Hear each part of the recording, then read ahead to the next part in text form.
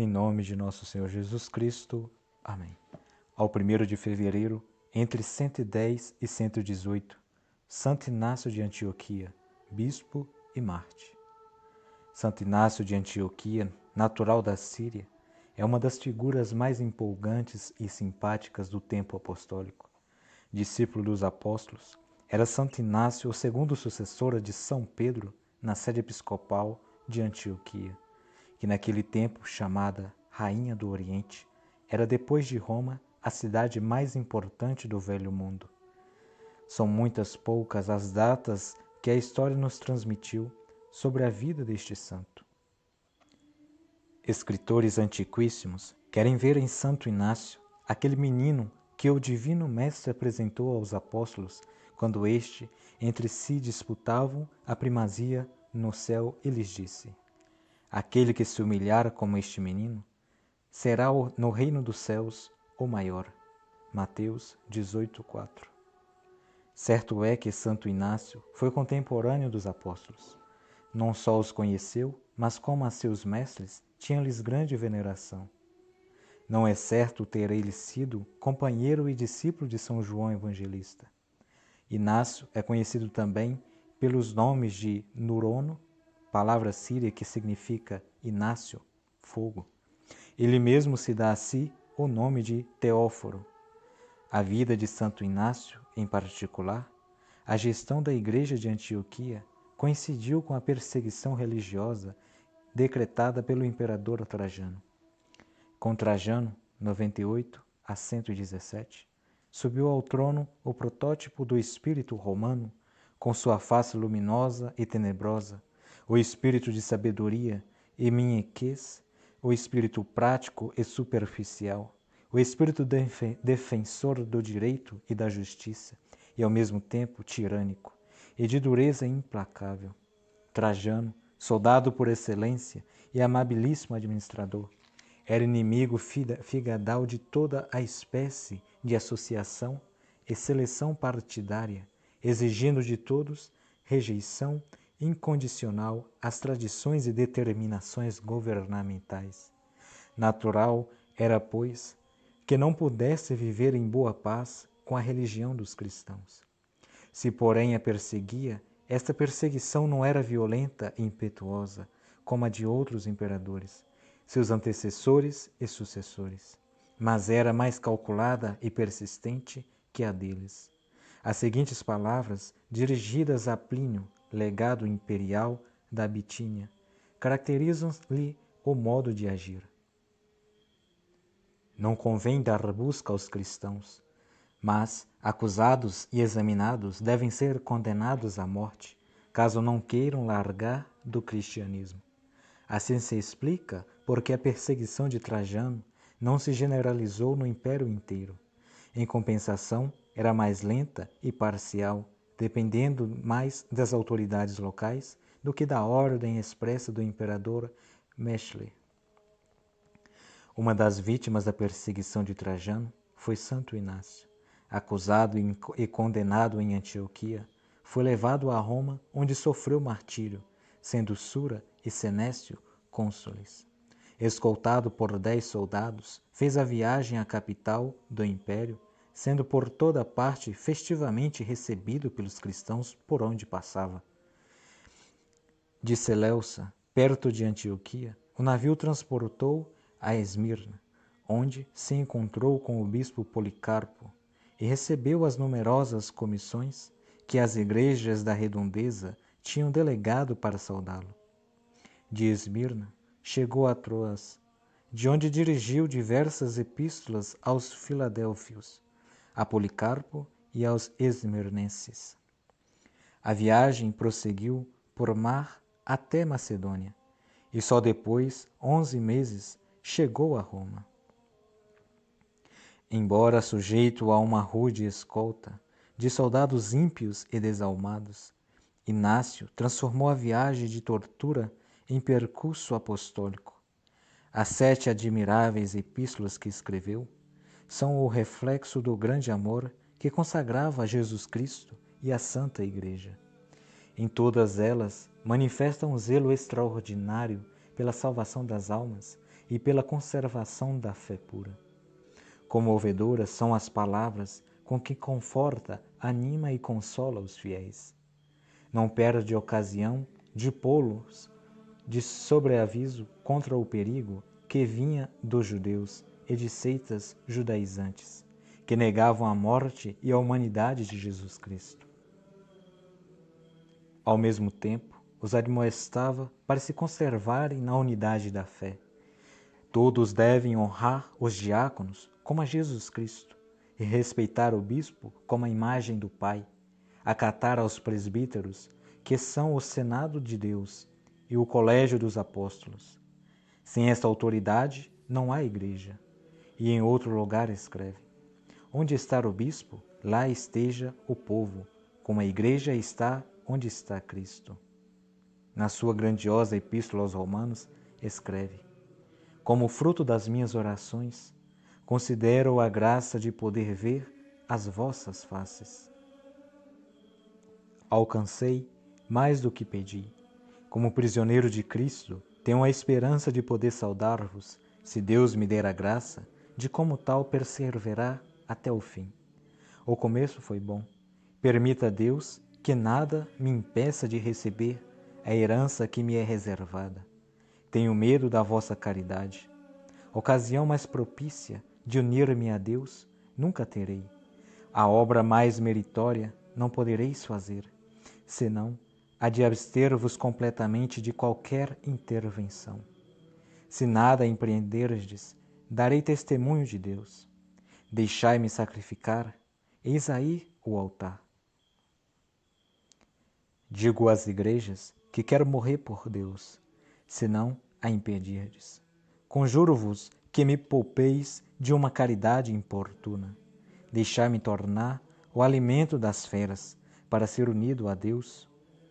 Sou trigo de Deus, pronto para ser triturado pelos dentes das feras, para que possa ser pão imaculado de sacrifício por Cristo.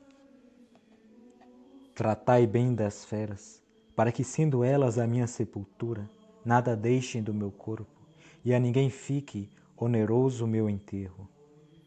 Verdadeiro discípulo de Cristo sou quando o mundo não mais me vê. Estou me exercitando no combate com as feras que estão à minha espera, que me recebam benignamente. Até as provocarei, para que me dilacerem sem demora, e não me tratem como a outros, em quem não se atrevem a tocar. Perdoai-me, pois sei o que mais me convém. Agora sim, começa a ser discípulo verdadeiro de Jesus Cristo. Nada, nem seres visíveis nem invisíveis, me impedirão de gozar em Jesus Cristo. Venha sobre mim o que for, como sejam fogo, cruz e feras, mutilação dos membros, esquartejamento do corpo, toda sorte de tormentos dos maus espíritos, contanto que fique unido a Cristo. Nenhum valor tem para mim o mundo e seus impérios. Melhor é morrer por Cristo que reinar no mundo. Procuro aquele que ressuscitou por nós. Está perto a minha libertação.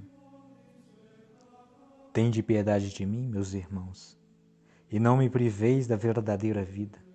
Não me condeneis àquilo que para mim é morte. Quero morrer, meu amor é o crucificado. Há só uma fonte de vida, é aquela que em mim se manifesta e diz: vamos ao Pai. Se consigo a felicidade de sofrer, vereis nisso o efeito de vossa boa vontade. Se não a alcançar, será por vossa culpa, e me tereis tratado como inimigo. É esta a linguagem de um verdadeiro herói, a expressão mais sublime da ideia cristã, o cântico dos cânticos do martírio por amor a Jesus. Quando Inácio chegou a Roma, a cidade dos imperadores estava em grandes festas. Terminada a vitoriosa campanha contra os dácios, o imperador Trajano regalava o povo com festas estrondosas durante 123 dias. Os anfiteatros regurgitavam e mais de 10.000 gladiadores deixaram a vida nos combates com as feras. De todas as províncias vinham os atletas. Os governadores dos países mais longínquos mandaram feras, prisioneiros, sentenciados e criminosos para a metrópole. É provável que a viagem de Santo Inácio obedecesse à ordem do governador de Antioquia, que, querendo também pagar tributo às festas do triunfo, mandou o bispo daquela cidade. Chegou o dia 20 de dezembro, dia em que Inácio devia comparecer no Coliseu. Lá estava no meio da arena. Ele, o bispo de Antioquia, o discípulo de São João, o intrépido Marte da fé. Para onde quer que voltasse, o seu olhar sereno e calmo se lhe cruzavam com o olhar de milhares e milhares, sedentos do seu sangue, pedindo-lhe a morte. Já aparecem as jaulas que trazem preso o rei do deserto. Abrem-se os gradis e as feras sequiosas do sangue das pobres vítimas. Sobre elas se precipitam com uivos que fazem gelar o sangue nas veias. Santo Inácio, esperas com calma e santo desejo. Elevadas as mãos ao céu, recomendo o espírito ao divino Mestre, com quem deseja estar unido. Momentos depois, poucos vestígios de sangue na branca areia marcaram o lugar onde o santo Marte exalou o último suspiro e onde a sua alma puríssima enceitou o voo sublime às alturas do reino do céu. Aqui e acolá se vê um ou outro osso esparso, que dá o testemunho da prontidão com que as feras cumpriram o desejo do santo. Horas depois se vê um pequeno grupo de cristãos entrar na arena do anfiteatro, agora deserto, para retirar e guardar as santas relíquias do bispo de Antioquia. Que contraste!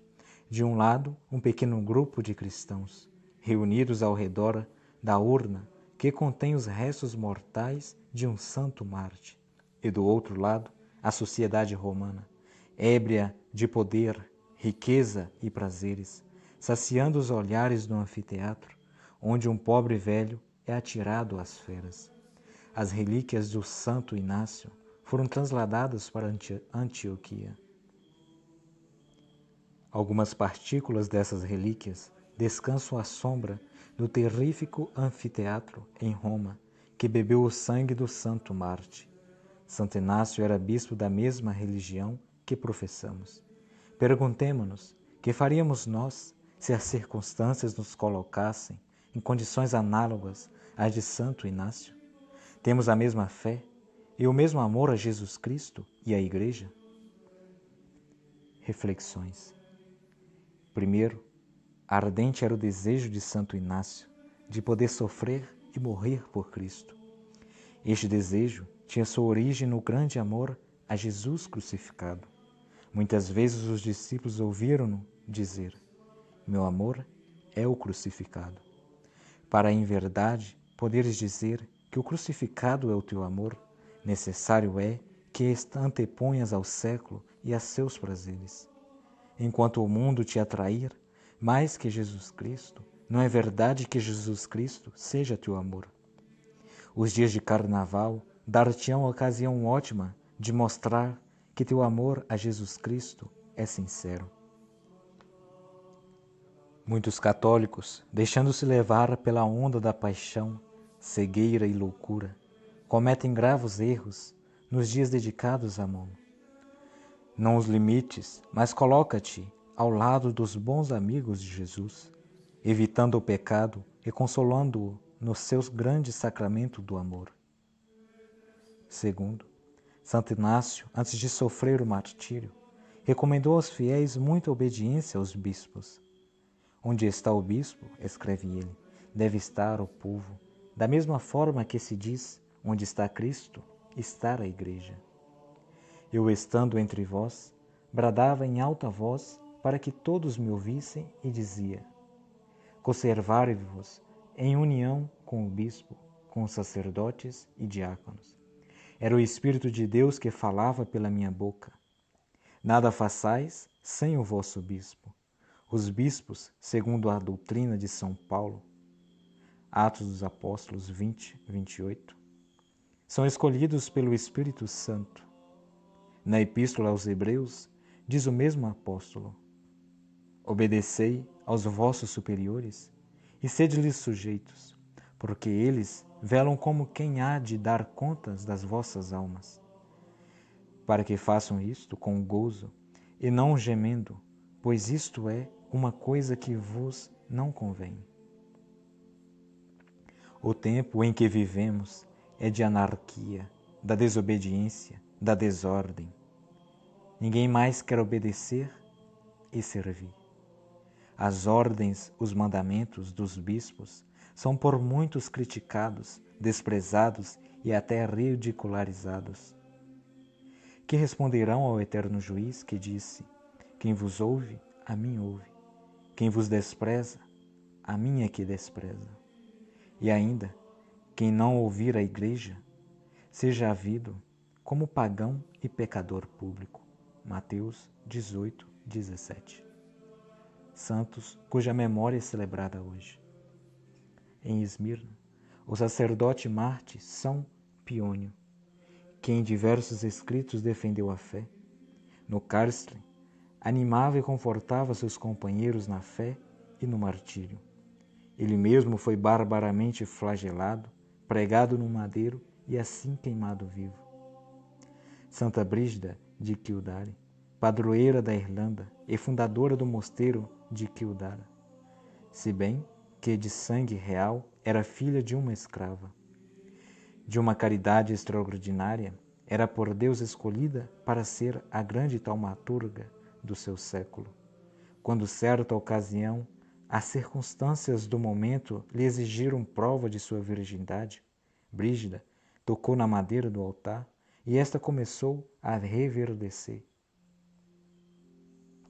Uma donzela de alta fidalguia, para esquivar-se da ira de seu pai, que pretendia forçá-la a contrair matrimônio, refugiou-se no mosteiro de Brígida. Esta acolheu caridosamente e, tendo feito o sinal da cruz sobre os perseguidores, que vinham chegando também, seus cavalos não puderam dar nem um passo mais adiante. Santa Brígida é padroeira dos filhos naturais, das mães e dos angustiados. Quando nos últimos anos do século XVII, na Escócia, houve uma espantosa mortandade entre as crianças, as mães aflitas invocaram a valiosa intercessão da santa e os casos fatais começaram a rarear. Deu graças.